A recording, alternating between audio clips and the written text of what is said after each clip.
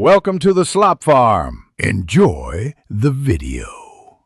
You start by confirming your switch model and firmware so you apply compatible themes. That avoids bricks.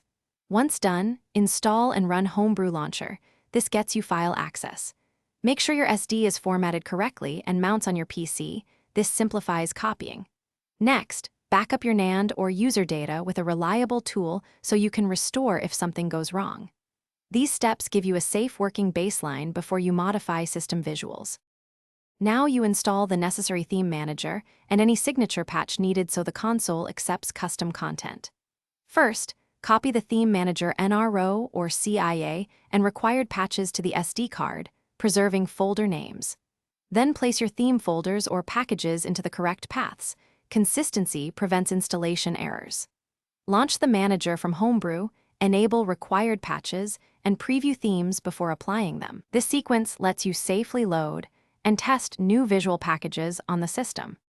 You apply the chosen theme and then reboot to let the system integrate assets. Check the home menu, settings, and overlays to confirm everything displays correctly.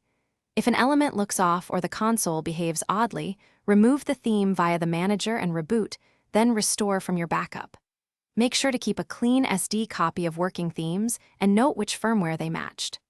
One troubleshooting tip: if booting fails, enter recovery or fuse restore and Thanks for watching. Consider subscribing if we helped you today.